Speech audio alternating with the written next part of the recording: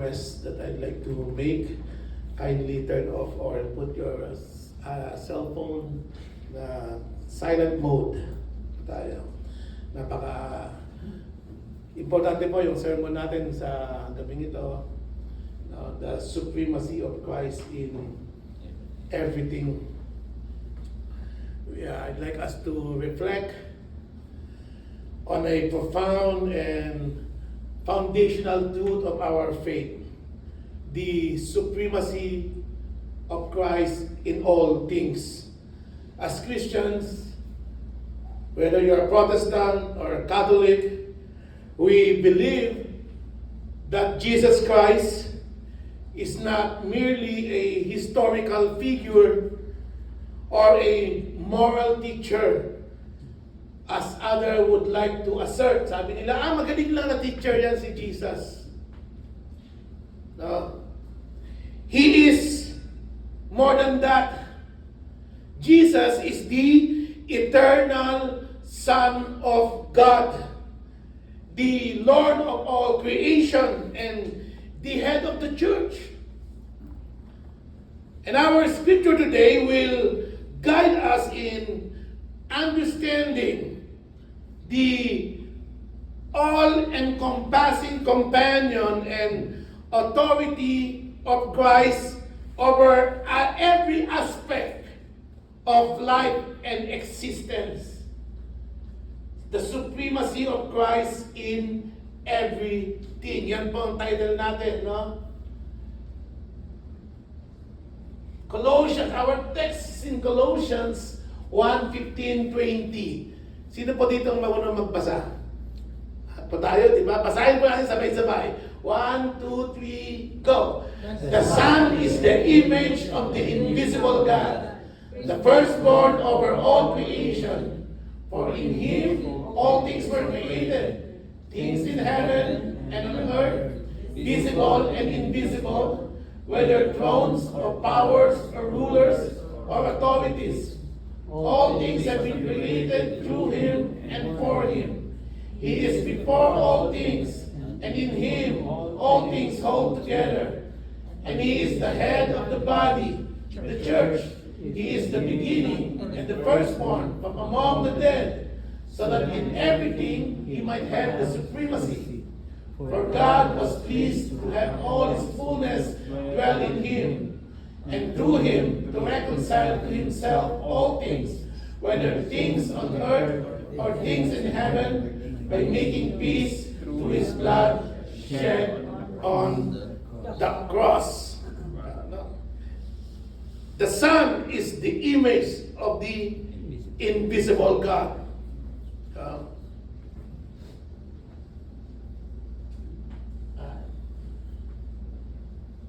Christ is the image.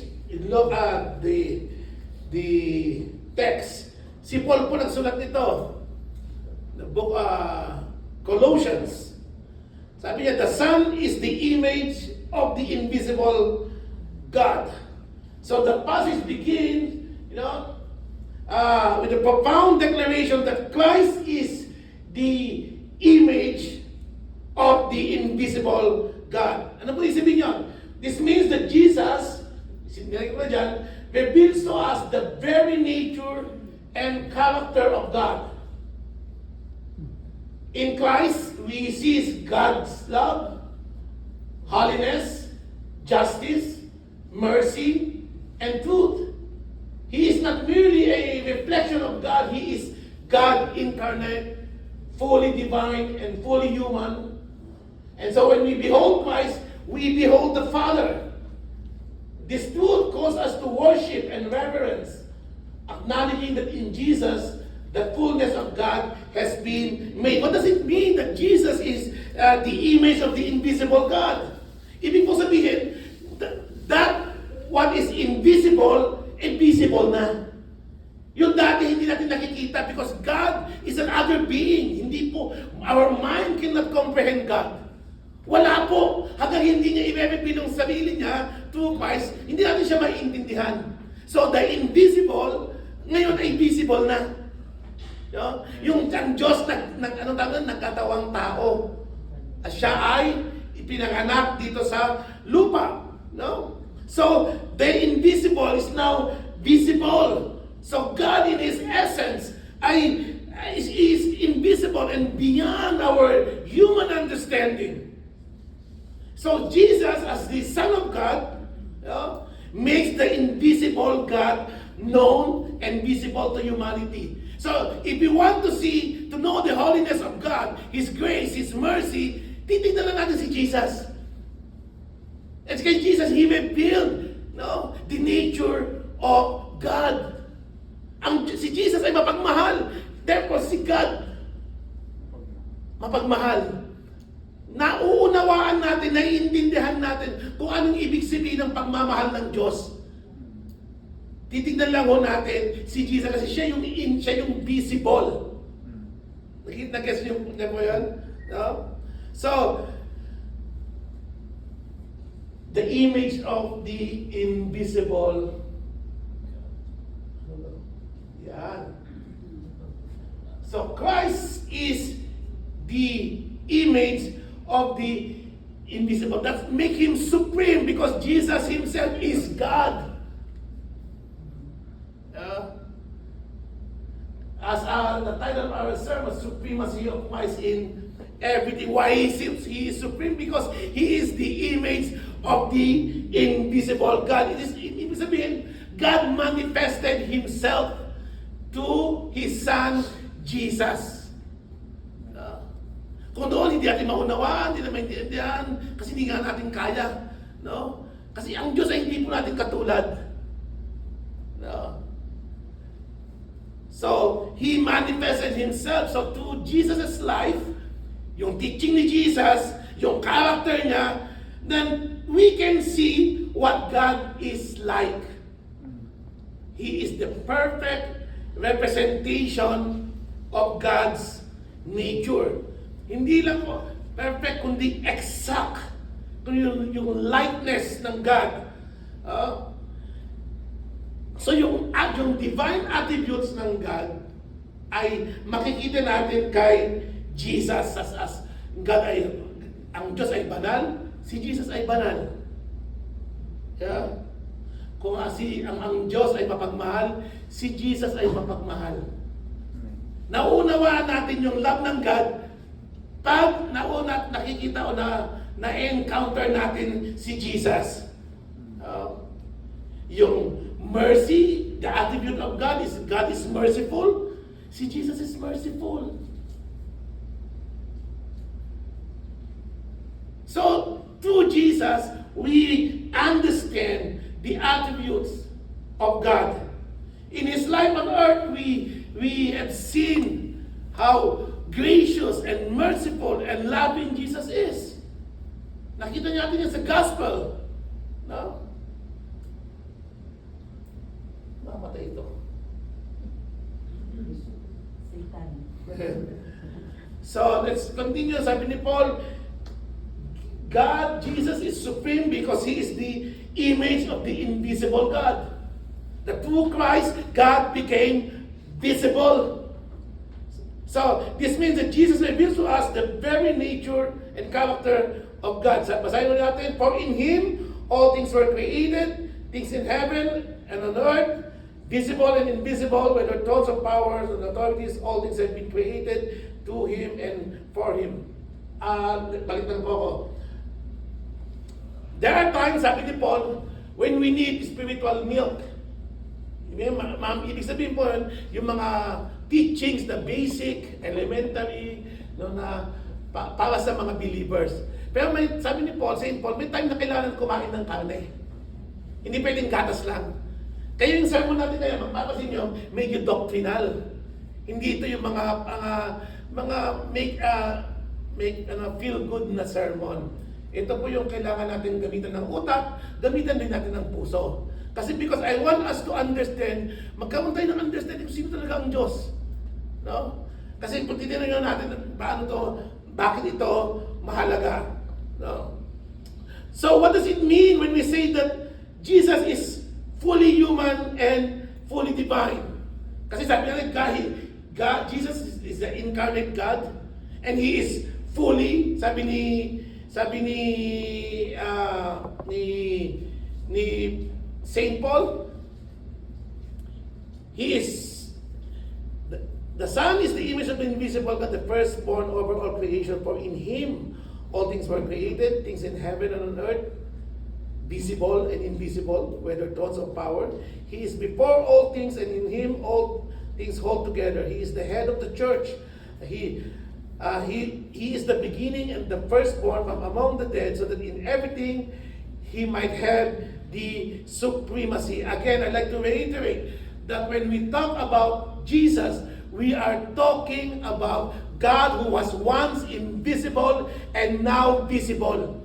When we encounter Jesus, we encounter God. If we wonder how it's like to be loved by God, tingnan lang ho natin paano tayo minahal ni Jesus. Yeah. Kasi siya po yung exact likeness and exact representation ng God.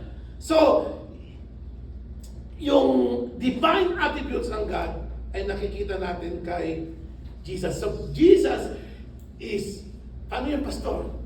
Pinanganak siya. Paano siyang naging God, naging divine?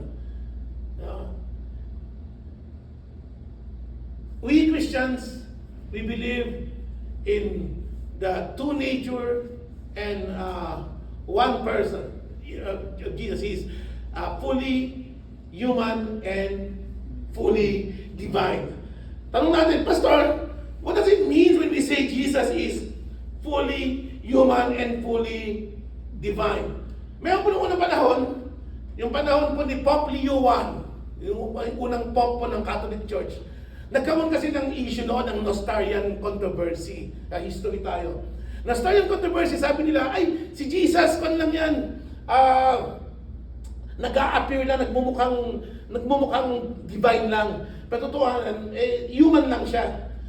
So nagtaon tayo ng tatawag na Council of Chalcedon in 450 AD.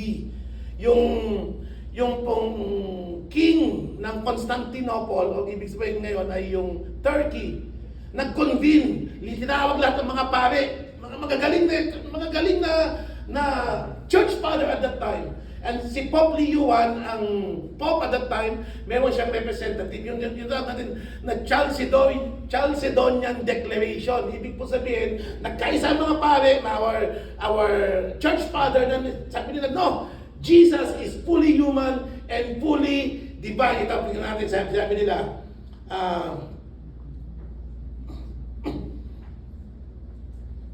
dito pala, nilagay ko dito. Sa church history natin to.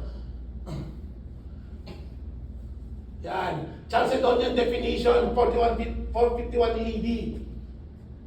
Which declares that Christ is to be acknowledged in two nature. Ito po yung maganda yung ma-appreciate natin na contribution ng Catholic Church. Magagaling sila mag-isip. At that time, ginamit sila ng Diyos to defend the right teaching. Sabi nila, sa Chalcedon, nag-gather yung mga head ng church, mga scholars at that time. And they sabi nila, declared that Christ is to be acknowledged in two natures, fully divine and fully human, without what? Confusion, without change, without division, and without separation. Without confusion, without change, division, and separation, these two nature coexist in one person and one hypostasis, ibig sabihin subsistence, without being mixed, altered, divided, or separated. Ang mga Nestorian, sabi nila, at some point, nag-a-appear na divine si Jesus pag gumagawa siya ng mga miracle. At some point na naman, magiging tao naman.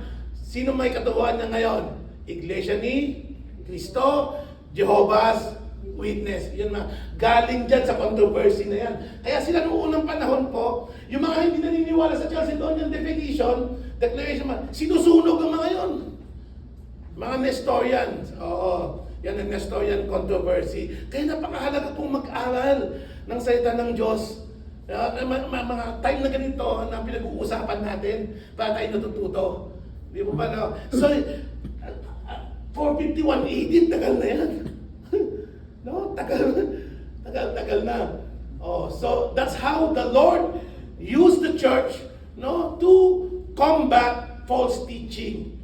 Kaya po yung authority ng Pope at that time ay napakahalaga kasi sila yung nag-iisip, sila yung nag-aaral, paano depensahan yung mga ganyang katuruan. So, tanong natin kanina, what does it mean when we say Jesus is fully human and fully divine?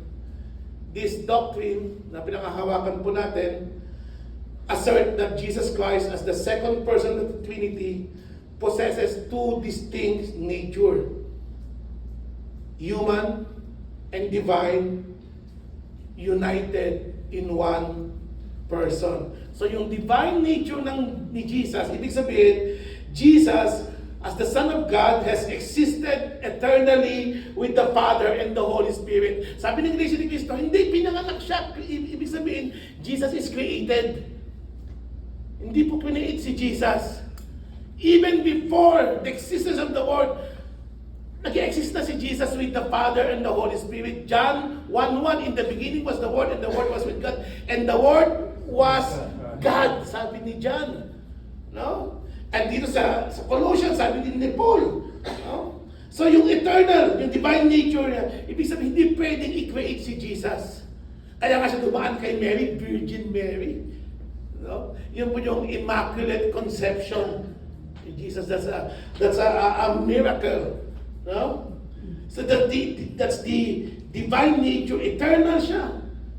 And human nature, no? Sa incarnation, Jesus became human through the incarnation, being born of the Virgin Mary. Meron siyang human body, meron siyang human emotions, meron siyang human mind and experience also the same. Yung na-experience natin as human. Nagugutom siya, natetempt siya, no? Nauhaw siya, napagod siya, no? He suffered. Alam mo natin yan, he suffered greatly in his human nature. And then, ano ba yung pinaka matinding experience natin bilang tao? Tayo po ay namamatay. He died a physical death and was resurrected. That is emphasizing his human nature. Sana yun po, alam natin, kasi madaming kumakatok ngayon sa mga bahay-bahay, mga iglesia na mga Jehovah's Witnesses. Ang unang tanong natin, kasi yung family ko sa Oregon, ganyan po sila. Ang father ko, matagal sila sa Jehovah's Witness. Ang tunay na religion, no? Na Christian religion ay ang unang view nila, tanong natin, anong view nila kay Jesus Christ? Kung siya ay divine lang, at hindi siya human, o human lang siya, hindi siya divine. Tayo mga Christians, no, we believe in the two natures of Jesus. He is fully human, fully divine, and He is not created.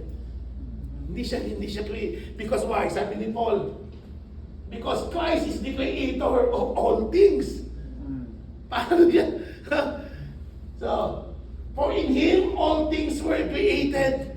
Sabi ni St. Paul, Christ is not a part of creation. He is the creator. Everything in heaven and on earth, the visible and the invisible, was brought into being through Him. This includes not only the physical universe, but also spiritual realities. Everything that we see in this world, no? Siya ang nag-create. Even the spiritual realities, mga principalities hindi natin nakikita. No? Siya gumawa nun, including thrones, powers, rulers, and authorities. Nothing exists apart from His creative will. This truth reminds us that Christ's authority extends over the realm of existence. Nothing is outside of His sovereign control.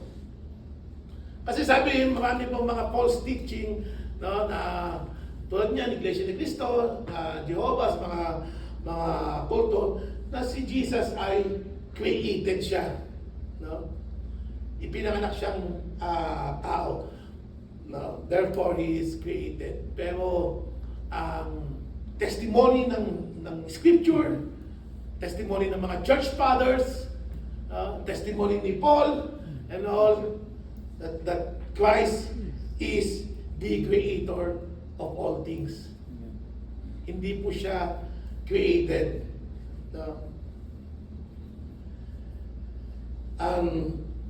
Christ is not a part of creation. He is the creator. Why Jesus is supreme over all things? Ikaw yung gumawa di ba? Siya ang gumawa sa atin lahat.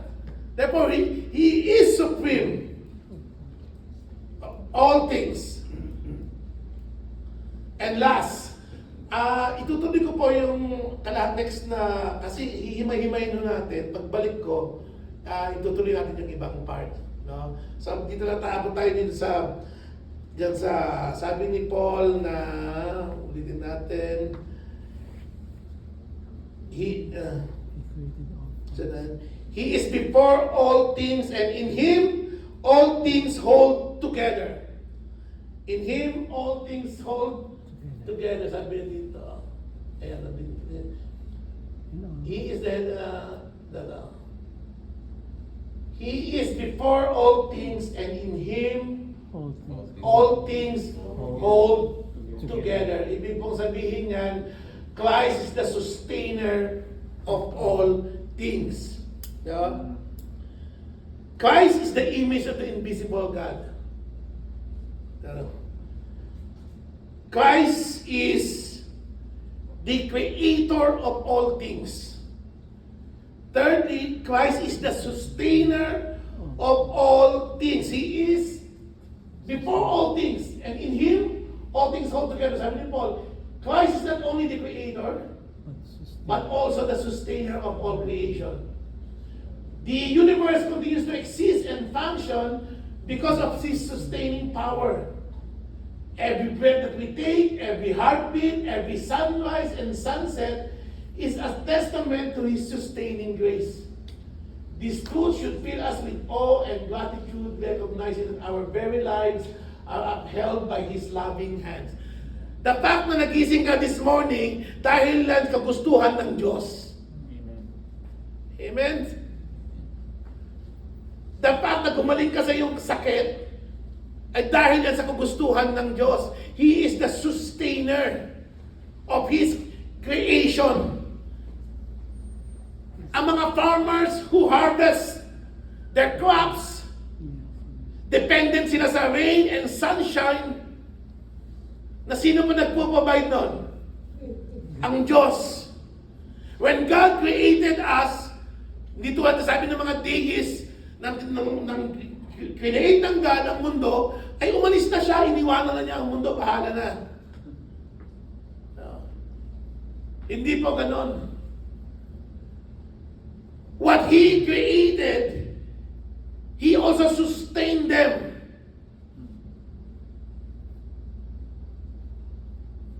Ibig sabihin, malapit po ang Diyos sa atin.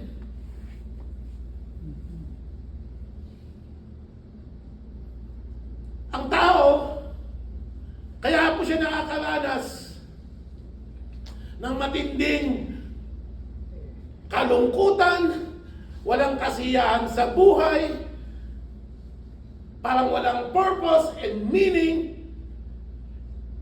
dahil iba ang bine-recognize nilang sustainer. Akala nila ang mga karangyaan, position sa buhay would sustain your life. They will do for a little while. But eventually, you will still hunger for more. Ang Diyos lamang po ang pwedeng pumuno sa ating tunay na pangangailangan. Ano po kailangan natin? Kailangan natin ng Diyos. And if we come to know God, God will sustain us ng ating mga pangangailangan, ng peace. Kailangan mo ng peace? He is the sustainer. He is the provider. Joy, forgiveness, His sustaining grace. Sabi nga, every breath that we take. Pakicheck na yung katabi nyo kung humihinga pa. Kung hindi na sila humihinga.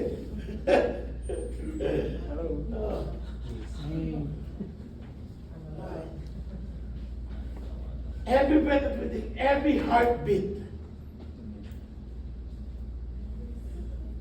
Pag tumitibok pa mga puso natin dahil gusto ng Diyos yan. Dahil kagustuhan ng Diyos yan. Dahil sa Kanya. Kaya po mga kapatid, dapat grateful tayo pag gising sa umaga. Lord, thank you for the sunshine. Thank you for the rain. May kanta na there. Thank you for joy. Yeah. Kasi siya nag-sustain sa atin. He is the sustainer of all things. I repeat mga kapatid, the supremacy of Christ in everything. He is supreme because what he is, Christ is the image of the invisible God. When we know God, and when we know Jesus, we know God. Diba? Kung may relationship ka kay Jesus, then may relationship ka sa Diyos. Kung nakikilala mo si Jesus, nakikilala mo ang God. He is supreme in everything because Christ is the creator of all things. May pinapanood kami ni Lucas, kaya natanong sa akin ni Lucas, Tatay, do you believe in the, ano yan Lucas? The tree of life. Because he's watching this thing in YouTube that everything originated from a single cell. And Lucas asked me, do you believe that, the tree of life? Bata yun, no? Iisip pa niya yun. Because he was watching this, I don't know where he saw this, but when I look at the YouTube, and the science pushing us that all of us came from a single cell, and then evolved. So, nag-evolve. Nag-evolve na tayo, naging monkey, ang closest. Parang yung bata, yung teacher, tinuturo niya sa class. Alam nyo, kids, lahat tayo ay ginawa ng Diyos. Ma'am, sabi ng isang bata. Sabi ng nanay ko, galing daw tayo sa unggoy. Sabi ng teacher, huwag natin pag-usapan yung family mo.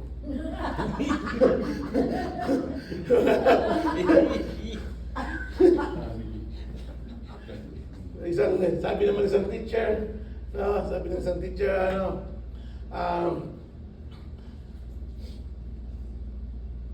sino gusto magbigay ng halimbawa ng hayop? Mama ko po, sabi niya. Tama, sabi niya.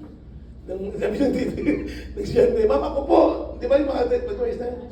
Tama ka, sabi ng teacher. No, hindi po tayo mga Christians, Catholic, or Catholic ka man, o Protestant, hindi ko tayo naniniwala na galing tayo sa isang single cell lang, na nag-evolve tayo from monkey. No? Tayo ay nilikha ng Diyos. Kaya ho tayo, meron tayo tinatawag na Imago Dei, the image of God in us. Kaya ho tayo ay meron tayong worth, meron tayong, meron tayong value. Kasi may value bang unggoy? Kung galing tayo sa unggoy, galing sa aso, nag-evolve ka na. No. The image of God is in us. Alam mo natin yan. You know, in science, we cannot prove that empirical. Ito po yung lesson namin actually sa class ko. No? Yung tension ng science and faith. No? Sabi niya dyan, yung science kasi sabi nila, kailangan ma-prove mo lahat ng senses mo. Di ba? Kung may sinabi ang isang religious person, sabi niya, there is God, nahahawakan ko ba yan? Natitikman ko ba yan? Nakikita ko ba yan? Yan ang scientific method eh. Di ba?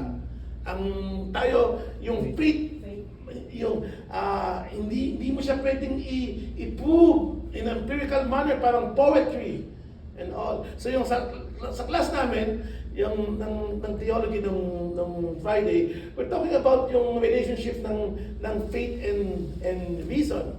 that ang faith ay, ang reason ay kailangan sa faith para mai-explain natin ano ang pininiwalaan natin. Like what we're doing now, we're doing reasons.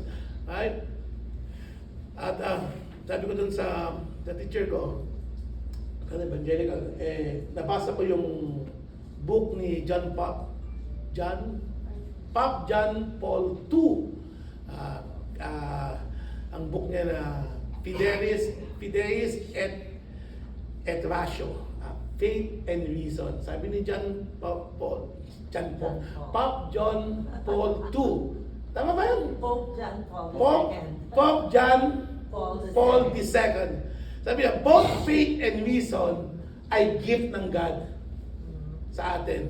So they should complement. Hindi siya pwedeng mag-aaway. May gandang point yun na naminis ko dun sa teacher ko. No? So yun po yung, dahil po tayo ay created ng God. No? We know, no? We have the ability to reason. No? And we have the ability to appreciate spiritual things. No? Because God is spiritual being. And God is also rational. So lahat yun ay nai-impart sa atin. We are created in the image of God. Meron kang value. Meron kang purpose. No? So Christ, as the creator of all things, He is also the sustainer of all things. The Lord will sustain us. Kaya ito si Tita, naantok na ako, tingnan matulog. Yan. Sustain ng Lord yan ng di ba yung parang nangihina tayo, yung prayer ng Lord, sustain us, nangihina tayo, the Lord, pinapalakas niya tayo. Pag tayo yung nangihina, nabibili ka sa Thursday, Pastor, buti na lang pupunta ako sa Thursday talaga, napalakas ako. That's one way of God sustaining you. Pastor, na-encourage ako, Pastor, nung Thursday, ganda. Pastor, nung Sunday, kausap ko sa ganito. That's one way of God sustaining us spiritually. Paano natin masasabi that God is sustaining us physically? Tumingin lang kayo sa likod dahil pagkain. Yeah. God's sustaining us. So, that's the three things that I want us to understand. I hope na hindi tayo na-confused dun sa divine nature and the human nature ni Jesus. No? All of us Christians believe the true nature of Christ is fully human. Pag may nagsabi sa inyo na si Kristo, tao lang. No. And they deny that His divinity, alis na kayo. Sasabihin nila, hindi, Diyos lang siya. Hindi siya pwede maging tao. Kasi human is sinful, dirty, sabi ng mga Gnostics. No, ayaw nila pakmixin yun. Hindi rin pa pwede yun. Human nature. God, Christ is the creator of all things. And Christ is the sustainer of all things. When I come back, we're going to continue to study this. We have 3 more points. Christ is the head of the church. Christ the firstborn of the dead. And Christ the reconciler of all things. I hope that tonight, mayroon natutunan about Jesus Christ. He is the image of the invisible God. When we worship Jesus, we are worshiping God.